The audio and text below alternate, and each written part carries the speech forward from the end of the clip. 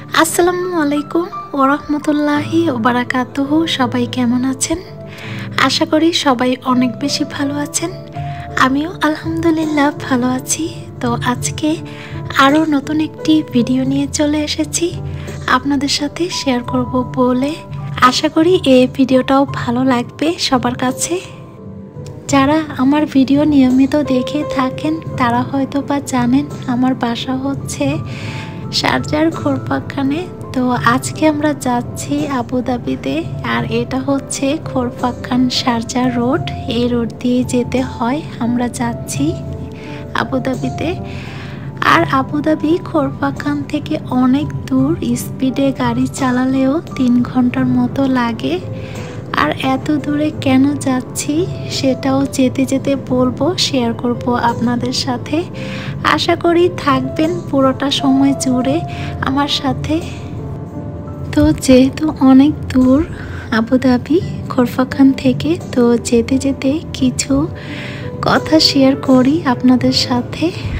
মানুষ কেন বিদেশে আসে, এক একজনের কাছে জিজ্ঞেস করলে এক একজন এক এক রকম উত্তর দেবে। আপনার কি মনে হয় সবাই কি ইনকাম করার জন্য বিদেশে আসে? একদমই না। অনেকে আছে বাংলাদেশে ভালো জব রেখে, একদম সেটেল লাইফ রেখে, তারা ফিউচার জেনারেশনের কথা চিন্তা করে দেশের বাইরে মুভ করে। তাদের কিন্তু দেশে কোনো ধরনের টাকা পয়সা, কোনো ধরনের সমস্যা নেই। অনেকে দেশে ভালোভাবে লাক্সারিভাবে লাইফ করা যায়, সে সব কিছু ছেড়ে চলে আসে বিদেশে টাকা ইনকাম করার জন্য। একদমই না। বিদেশে আসার পরে কয়েক বছর যেভাবে স্ট্রাগল করতে হয়, তাতে দেশে সেটেল লাইফে যা ইনকাম করত তার থেকে অনেক গুণ কম ইনকাম করা যায়, এবং তার থেকে অনেক বেশি কষ্টের জীবন বিদেশে এসে লিড করতে হয়। এটা সবার ক্ষেত্রে। এই যে ভবিষ্যৎ প্রজন্মের জন্য সুন্দর একটা জীবনযাপন করতে দেওয়ার ব্যবস্থা আছে, এখানে সুন্দর খাদ্য নিরাপত্তা আছে, জীবনের নিরাপত্তা আছে। রাস্তায় বের হলে কেউ আপনাকে অ্যাক্সিডেন্ট করে মেরে চলে যাবে সে ধরনের কোনো ব্যাপার স্যাপার নেই। এবং তার থেকে বড় কথা, সবুজের মধ্যে জীবনযাপন করতে পারবেন। আপনার পরিবার নিয়ে সুন্দরভাবে শান্তিপূর্ণভাবে জীবনযাপন করতে পারবেন।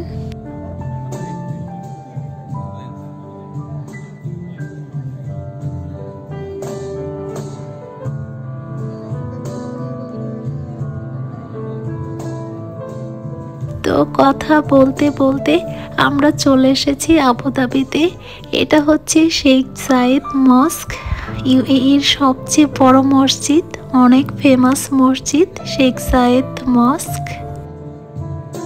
আর এই ব্রিজটার নাম হচ্ছে মক্তা ব্রিজ, আবুধাবির মক্তা ব্রিজ। এই ব্রিজটাও অনেক বেশি ফেমাস, সবাই চেনে আবুধাবিতে এই একটাই ব্রিজ, সেটা হচ্ছে মক্তা ব্রিজ। জীবনটাকে সুন্দর করার জন্য আর কি চাই? এখানে ট্রিটমেন্টের জন্য কোনো ফাঁকিবাজি জিনিস পাবেন না। তারা আপনার জন্য জাস্ট একটা ফোন করবেন, অ্যাম্বুলেন্স চলে আসবে বাড়ির কাছে। আপনার কিছু না হতেই বাড়িতে একটু ধোয়া হলেই ফায়ার অ্যালার্ম বেজে উঠবে, এবং ফায়ার সার্ভিসের লোকরা চলে আসবে ঠিক 1 মিনিটের মধ্যেই। আপনার চাকরির ক্ষেত্রে সব জায়গায় পাবেন প্রচুর নিরাপত্তা। আপনি রাস্তায় বের হলে পাবেন জীবনের নিরাপত্তা। আপনি আইনের কাছে যাবেন, সেখানেও পাবেন নিরাপত্তা। তো একটা মানুষ সুন্দরভাবে জীবনযাপনের জন্য আর কি চাইতে পারে? আমি বুঝি না।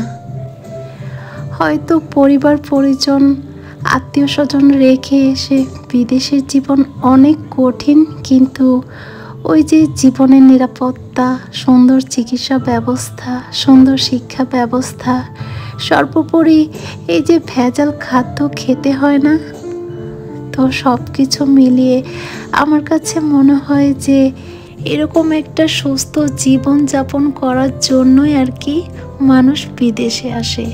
তো আপনি যদি বিদেশে আসতে চান তাহলে আপনার বিদেশে আসার রিজনটা কি?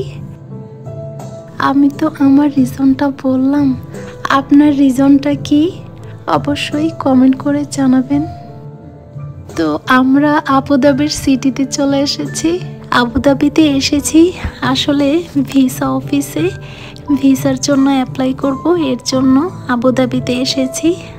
আর হচ্ছে ভিসা অফিসগুলো আবুধাবি আর দুবাইতে আছে। তো আমাদের কাছে মনে হয়েছে আবুধাবি, তাই আবুধাবিতে এসেছি। দুবাইও অনেক দূর, এর জন্য হয়তো বা যাইনি। তো ভিডিওটা আমি চাইলে ছোট করতে পারতাম কেটে, কিন্তু আমি করিনি, ছোট কাটিনি ভিডিওটা। কারণ হচ্ছে আমি আপনাদের সাথে শেয়ার করতে চেয়েছি সিটিটা, আবুধাবি সিটি দেখাতে চেয়েছি যে আবুধাবি সিটিটা কত সুন্দর।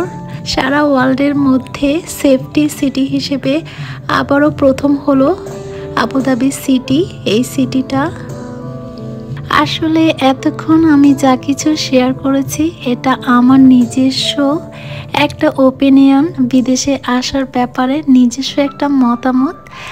আপনাদের কারো কাছে যদি ভিন্ন মত হয়ে থাকে তাহলে অবশ্যই কমেন্ট বক্সে জানাবেন, কেউ কিছু মনে করবেন না, কারণ এটা আমার ব্যক্তিগত মতামতটাই আপনাদের সাথে শেয়ার করেছি।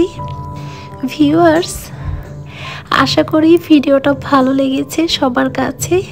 আর যদি ভিডিওটা ভালো লেগে থাকে সবার কাছে তাহলে অবশ্যই আমার চ্যানেলটিকে সাবস্ক্রাইব করে একটা লাইক ও কমেন্ট করে ভিডিওটিকে শেয়ার করে দিবেন ফ্রেন্ডস আর ফ্যামিলির সাথে। সবাইকে অনেক বেশি ধন্যবাদ আমার সাথে থাকার জন্য পুরোটা সময় জুড়ে।